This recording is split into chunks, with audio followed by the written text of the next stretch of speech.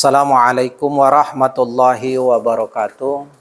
Bismillahirrahmanirrahim. Wassalatu wassalamu ala rasulillah wa ala alihi wa sahbihi wa mawalah. La hawla wa la quwata illa billah.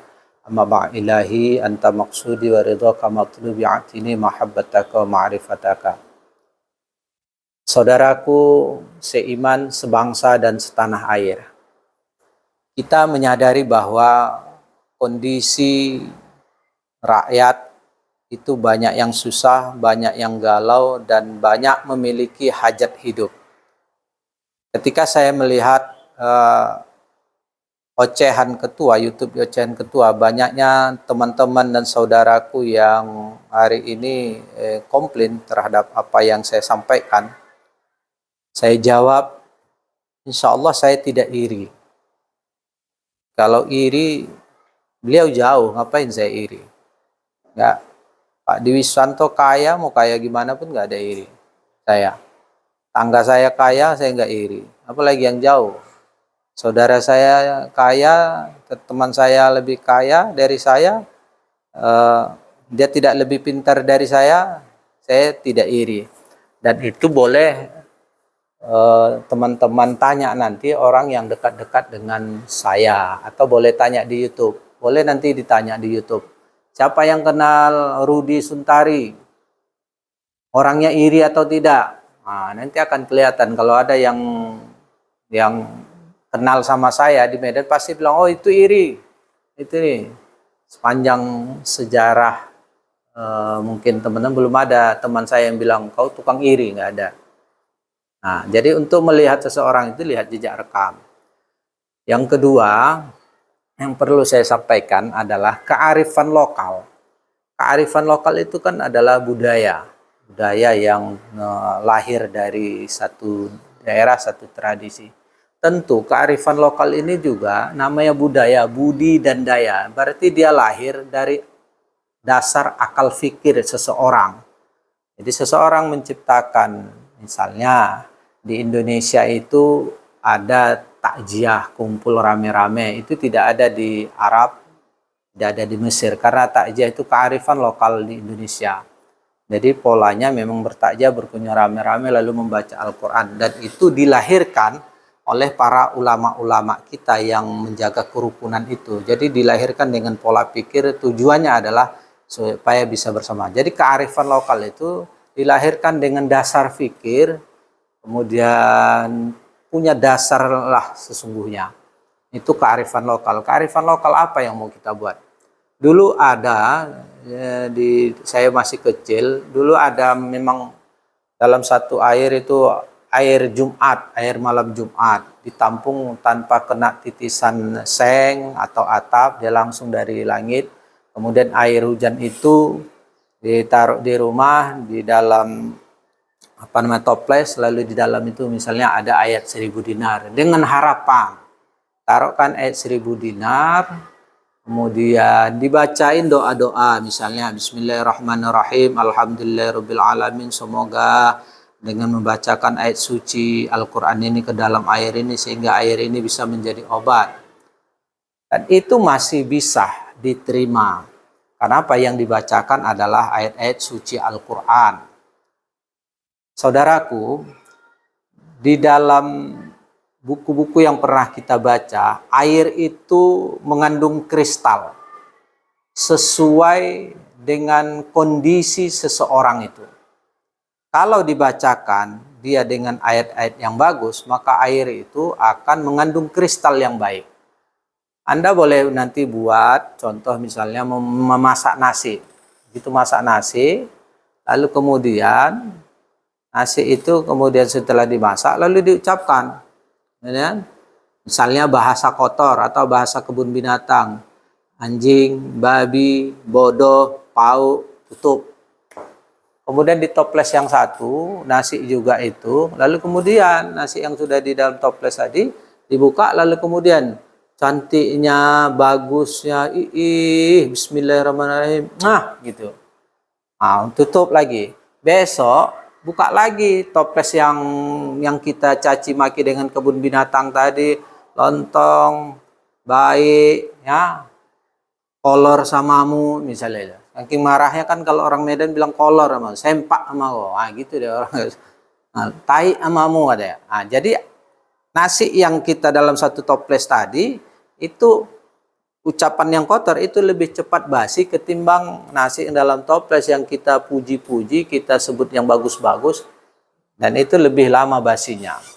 Apa artinya? Dalam kristal kehidupan di dunia ini, sesuatu yang diucapkan dengan baik-baik, dia lebih bagus dan lebih baik. Begitu juga kepada seorang anak. Kalau anak bodoh, kita tengok bodoh, kita bilang, iya anakku pintar, calon profesor, hebat, ini orang hebat. Maka dia akan tersanjung dan akan merasa dimuliakan. Sekalipun dia udah kita ajarin bodoh betul. Tapi begitu anak yang memang agak lambat dia, lalu kita caci maki, pau kali pun kau, bodoh kali pun, anak siapa pun kau. Nah, itu anak itu akan sulit berkembang pola pikirnya. Jadi artinya bahwa ucapan kita ini mempengaruhi kondisi kejiwaan dan perkembangan fisik, bahkan perkembangan psikologis anak. Nah, dalam praktek yang selama ini disampaikan memang agak berbeda. Kadang-kadang ada pada sisi yang bagus kelihatan, tapi pada sisi yang lain yang nggak nyeleneh. Misalnya pada sisi yang positif, kita lihat dalam praktek Pak Dwi Susanto itu, pasti. Nah, itu dengan harapan orang yang mendengar dia itu atau orang yang datang itu merasa yakin gitu. Tapi kepastian itu, sebenarnya kepastian cuma milik Allah. Bukan milik kita. Pasti, kata-kata pasti itu hanya milik Allah. Seperti ada orang yang datang kemarin pada dia, saya sudah 15 tahun tidak memiliki pekerjaan, Pak. Tapi saya bulan depan pingin dapat uang 400 juta atau berapa ratus juta lah gitu deh. Oh ya udah, amalkan, ikut aja. Apa yang ini, gimana saya buat yang selama ini saya sampaikan. Nah, kalau itu diikut, ya pasti Pak, pasti. Tapi sedekah. Nah, ikut, ada sedekah, ada ini. Yang 18 itu diikut. Gitu. Nah, pasti Pak, pasti. Gitu. Selama sebulan dapat pasti. Kepastian itu hanya milik. Kalaupun ada terjadi, yaitu takdir atau kuasa dari Allah Subhanahu Wa Taala. Itulah berbedanya para wali-wali Allah dengan orang yang tidak duduk di makam wali Allah. Saya ingin sampaikan dalam YouTube saya ini, jangan kita terlalu cepat menyebut seseorang itu wali Allah. Oh ini memiliki karomah, jangan cepat kali teman-teman. Hadirin yang rahmati Allah, wali-wali Allah itu pernah Abah Anom, pemimpin pondok pesantren Thariqat Qadiriyah wa Naqsabandiyah, didatangi oleh orang jawara-jawara dan orang-orang yang punya kanuragan yang hebat. Dalam pertemuan itu didatangi, nanti bisa dilihat di YouTube, didatangi oleh beberapa para syekh, para orang-orang yang hebat, orang yang alim, ahli guna-guna, segala macam orang yang berilmu. Ditantang dia. Katanya dalam setiap air ada kehidupan. Ya kan? Dalam setiap air ada kehidupan. Itu kan ada kelapa Abah ada. Ada nggak itu kehidupan di situ? Bisa nggak buktikan ada? Nah, saya nggak punya ilmu. Itu wali Allah. Saya nggak punya ilmu. Saya nggak punya kuasa. Itu kuasa Allah. Itu ilmunya Allah. Kita buktikan katanya. Jadi begitu. Ada batu dipegang oleh seorang kiai besar itu. Kalau Abah adalah seorang yang mumpuni, kuat, wali Allah, ini batu ini. Coba buktikan, pegang pecah. Dipegang oleh seorang kiai itu, pegang pecah dua. Lalu kasih sama Abah Anom. Kasih sama Abah Anom. Abah Anom tidak, saya mah nggak ada ilmu, saya nggak ada kuasa. Ya tolong buktikan, karena ditantang di hadapan banyak, ya saya mah terserah Allah, katanya. Tolong, katanya. Dipegang batu. Pegang batu hancur semua, jadi pasir. Jadi debu, ya kan? Begitu kalau para wali Allah itu tidak akan mau mendahului takdir Allah Subhanahu Wa Taala. Teman-teman sekalian ya, tidak ada rasionalnya anak mau pintar dengan gobokan celana dalam. Nauzubillah. Hidup ini harus rasional. Kearifan lokal mana yang ada membuat itu? Lalu kemudian YouTube ini kita sampaikan supaya teman-teman memiliki pemahaman yang sama. Kalaupun sedang menghadapi ujian dan cobaan dari Allah, bersabarlah. Nabi Ayub itu sakitnya itu ada 30 tahunan. Tapi umur dia itu lebih dari 70 tahun lebih. Lalu dia ketika ditanya istri, "Bang, abang kan Nabi Allah, minta dong pada Allah." Nabi Ayub bilang gini, "Aku malu pada Allah. Berapa umurku? Sakitku berapa? Sekian tahun, gitu, 30 tahun. Umurku 70 tahun lebih. Kalau begitu lebih banyak sehatku ketimbang sakitku." Ini orang yang sedang menghadapi penyakit, sedang dekat kepada Allah. Teman-teman jangan mau cari jalan pintas mau cepat, nggak ada. Semua ini sudah ada ukuran dan takdir dari Allah. Kita hanya disuruh menjalani ini sesuai dengan sunnatullah, supaya dengan perjalanan dalam rasa sakit ya berobat. Berobat ke dokter kah, berobat kepada orang pintar, tetapi tidak menyalahi syariat agama. Jangan begitu kita berobat, akidah kita lari. Atau kita berobat, kita bergantung kepada itu. Nah, ini kalau dia terkait dengan pengobatan. Kemudian, kalau terkait dengan rezeki, ya, dengan rezeki, semua banyak orang sedang butuh rezeki. Saya, mungkin teman-teman yang lain sedang butuh rezeki, ya kan? Tetapi, bagaimana cara mendapatkan rezeki? Nah, itu persoalannya. Anda bisa bekerja dengan maksimal. Tetapi orang yang bekerja dari pagi sampai malam, toh juga belum tentu kaya. Kenapa? Allah belum takdirkan dia kaya. Tetapi bagaimana Anda bisa menjadi kaya? Maka belajarlah berpikir jadi orang kaya. Bekerja, berpikir, dan berpikirnya orang kaya. Orang kaya itu kalau dia usaha satu, kemudian berusaha, itu tidak langsung punya cabang banyak. Karena begitu cabang banyak, rontok. Ibarat sebuah pohon. Pohon itu ditanam, lalu kemudian biji itu ditanam, tumbuh dulu, lalu akarnya kuat, batangnya kuat, cabangnya banyak, maka pohon itu cabang yang banyak akan melahirkan buah-buah yang banyak. Orang yang punya cabang usaha banyak, pasti lebih banyak peluang dia mendapatkan uang ketimbang sedikit. Kan begitu. Nah, itu bagaimana cara kita mendapatkan rezeki? Maka belajarlah cara bagaimana rezeki itu supaya dapat dengan baik. Tentunya Al-Quran surah Al-Hujurat ayat 10 menyatakan, Bismillahirrahmanirrahim, Bismillahirrahmanirrahim, ya ayyuhalladzina amanu hal adullukum ala tijaratin tunjikum min azabin alim tu'minuna billahi wa tujahiduna fi sabilillahi bi amwalikum wa anfusikum dzalikum khairul lakum in kuntum ta'lamun. Ayat 10 dan 11. Kata Allah, hai orang-orang yang beriman, maukah kamu kutunjukkan satu perniagaan, satu bisnis yang jika kamu berbisnis di situ kamu tidak akan rugi untuk selama-lamanya. Tunjikum min azabin, dan kamu akan selamat dari siksa api neraka, min azabin alim, siksa api neraka sangat pedih. Apa itu bisnisnya? Ayat 11 menjawab, tu'minuna billahi wa tujahiduna fi sabilillahi bi amwalikum wa anfusikum. Tu'minuna billah, bahwa kamu itu harus beriman dulu kepada Allah. Jadi syarat yang pertama itu adalah iman.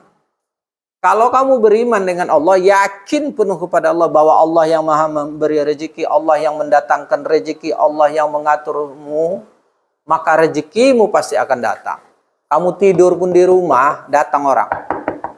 Assalamualaikum, tolong Pak bantu bisnis aku Pak, aku ada urusan begini-begini, tolonglah Pak. Oh siap. Bisa Pak? Bisa, insya Allah. Belum dikerjain, uang langsung dikasih. Tu'minuna billah. Karena dia beriman kepada Allah. Bagaimana cara beriman? Nah itulah dia yang harus kalian kaji. Bagaimana beriman pada, jangan ragu sedikit pun pada Allah. Ketika kita mau jualannya, jualan es, begitu tengok mendung, ragu. Ya berkurang imannya. Tapi apapun yang kita usahakan, maka serahkan. Dan yakinkan kepada Allah semua yang sudah diatur oleh Allah. Andai pun sedang tidak laku, maka Allah barangkali Allah menginginkan ini yang terbaik begitu. Wa tujahiduna fi sabilillah, dan syarat yang kedua adalah bahwa kamu itu berjuang di jalan Allah. Berjuang itu apa? Memberikan bi amwalikum wa anfusikum, dengan harta, dengan dirimu dan hartamu. Bi amwalikum wa anfusikum, duluan dengan harta. Maka kita memberikan sebagian harta kita itu untuk perjuangan kemajuan Islam, untuk mengagungkan Allah. Bisa aja uang kamu banyak, maka infakkan misalnya kepada anak yatim. Misal, ya kan? Untuk apa anak yatim itu? Supaya sehat, supaya dia menjadi anak yang soleh. Baru anak yatimnya susah, di kampungmu banyak anak yatim, di kampung kita banyak anak yatim, di dekat-dekatmu ada yatim, biayai pendidikannya, biayai sekolahnya, kasih kebutuhannya, belikan bajunya, belikan ininya. Itu dia berjuang di jalan Allah, dia sekolah susah, anak-anak yatim, anak duafa, kaum fakir miskin, atau tetangga saudara, kasihkan biar dia berjuang di jalan Allah. Begitu caranya, karena kamu tidak mungkin lagi berjihad perang mengangkat senjata, karena sudah tidak ada zamannya lagi. Maka segala sesuatu bisa aja uangmu kamu berikan kepada infak masjid, infak sekolah, infak madrasah, diberikan, atau infak organisasi-organisasi yang membantu kebutuhan kemanusiaan. Tu'minu wa tujahiduna fi sabilillah bi amwalikum wa anfusikum dzalikum khairul lakum in kuntum ta'lamun. Demikian itu jauh lebih baik kata Allah, in kuntum, jika kamu mengetahui. Nah, itu terkait dengan bagaimana kamu berbisnis. Hadirin rahmati Allah, ada pola yang dibangun di situ yang memang dibuat dengan rumah doa anak yatim. Namanya bagus, namanya keren. Jadi kalau datang kita, kemudian harta kita kasih ke anak yatim, inilah keren. Tapi kan bukan hanya di situ prakteknya saja, bukan hanya persoalan, tapi kan ada yang nyeleneh. Nyeleneh tadi apa? Minum air, gobokan sempak celana dalam, kemudian pakai centong nasi, kemudian kalau mau laku, Pak, saya ruko yang saya sewa itu saya pingin itu menjadi milik saya. Remas saja, kemaluan. Pegang sambil mandi telanjang laki bini mandi nggak usah pakai celana dalam, telanjang aja. Ambil diremas kemaluan. Pegangan milik saya, ini milik saya. Di mana logikanya? Ada. Ini semua ilmu ini sudah dikasih oleh Allah. Allah menciptakan alam ini fi sittati ayyam, pada 6 masa, 6 kejadian itu. Kenapa itu? Supaya Allah, kita suruh berpikir. Dalam ayat Al-Quran lagi Allah katakan, ahasiban nasu ayyusruka yaqulu amanna wa hum la yuftanun. Apakah kamu merasa menyebut diri kamu beriman sebelum kamu diuji oleh Allah? Ini semua ini dalam kerangka ujian. Ketika rezeki kita ada, itu bagian dari ujian. Ketika status kita mungkin menjadi tersangka korupsi, itu juga menjadi ujian. Ketika status kita direndahkan orang, itu juga bagian dari ujian. Maka ujian, kata Allah, itu ada didatangkan oleh sedikit kekurangan sandang pangan, kemudian kekurangan rasa takut, rasa galau. Supaya apa?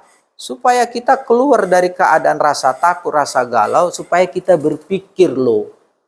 Jadi Allah bilang ujian itu kadang didatangkan oleh Allah dengan kekurangan sandang pangan, buah-buahan, rasa takut, rasa galau. Kenapa semua ada rasa khawatir itu? Supaya kita berpikir dan supaya dekat kepada Allah. Kalau kamu takut, ya kepada Allah. Kalau kamu galau, kepada Allah datang. Kalau kamu misalnya kekurangan makanan, tak ada makananmu, maka kamu datang kepada Allah. Datang kepada Allah tengah malam, gedor pintu Allah, tahajud, berdoa segala macam, berzikir kepada Allah, membaca Quran, betul, berzikir kepada Allah, gedor, buat takjub Allah, betul. Awalnya saya senang nengok itu, buat takjub kata-kata dari Haji Dwi Susanto begitu saya senang, mak, bagus juga ini buat takjub Allah. Ini begitu saya ikuti berhari-hari, loh aneh juga ini, saya pikir aneh ini, dia udah nggak benar ini. Takjub Allah, kalimatnya betul, buat takjub Allah, betul. Anda bangun pagi senyum-senyum, belum bergerak dari tempat tidur, bangun senyum-senyum, terima kasih Allah. Itu sudah dibuat dan disampaikan oleh Rasulullah Sallallahu Alaihi Wasallam. Begitu Anda bangun tidur, maka ucapan yang pertama itu adalah Alhamdulillahillazi ahyana wa amatana wa ilaihin nusur. Segala puji bagi Allah yang telah menghidupkan kami ketika setelah mematikan kami, dan kami akan kembali kepada Allah. Jadi kata-kata Alhamdulillah itu memang harusnya Alhamdulillah, cerah, wajah fresh, wajah senang. Nah, disinilah kelemahan kita selama ini. Tidak memahami makna Alhamdulillah itu adalah terima kasih, senang. Jadi begitu bangun, Alhamdulillah, Alhamdulillah. Ketimbang Anda bangun cuma gini saja, cengengesan, nggak ada. Itu bukan ajaran Islam. Islam mengajarkan begitu bangun, Alhamdulillahillazi ahyana wa amatana wa ilaihi. Anak-anak TK itu udah diajarin itu. Sampai udah tua, bapak-bapak pakai jilbab, pakai ini datang ke sana, diajarin cuma senyum-senyum. Lupa. Anak-anak kecil kita sudah belajar Alhamdulillahillazi ahyana wa amatana wa ilaihin nusur. Teman-temanku, saudaraku sekalian, kalau punya masalah, datanglah kepada Allah. Cari orang-orang yang mampu mendekatkan diri. Betul memang, sedekah itu adalah menjawab doa-doa kita. Sedekah itu adalah menghilangkan bala-bala itu. Ya udah, banyak aja sedekah. Banyak sedekah. Sedekah pondok pesantren, sedekah anak yatim, sedekah janda miskin, tetanggamu. Dulu kan yang dekat-dekat rumah, saudaramu, jangan lupa, ada mamamu, ada ayahmu. Apalagi, ada adik-adik mama, ada adik-adik ayah. Ada ponaan-ponaan, mungkin dia lebih susah, kasihkan uangmu. Kalau kamu mau kasih 10 juta hanya untuk kelas bisnis, kelas bisnis 10 juta, tapi ponaanmu ada susah, kasihkan 10 juta. Nah, ini duit. Kayak anak tidak punya kereta saudara kita, kasihkan duit tuh. Nah, bantu supaya kau punya kereta, supaya kau berbisnis. Saya yakin dan percaya, duit Anda, rezeki Anda pasti jauh lebih banyak dari apa ya. Kembalilah kepada Al-Quran dan hadis, kembalilah kepada ajaran Rasulullah SAW. Semua itu sudah terjawab nantinya. Demikian guys, mohon maaf. Saya sekali lagi tidak iri dan tidak benci kepada saudara-saudara yang punya komplain di sini. Mudah-mudahan apa yang kita lakukan ini adalah dalam rangka mendekatkan diri pada Allah. Nanti di yaumil akhir ditanya Allah bagaimana engkau dapati rezeki itu dan bagaimana cara engkau menggunakannya. Assalamualaikum warahmatullahi wabarakatuh.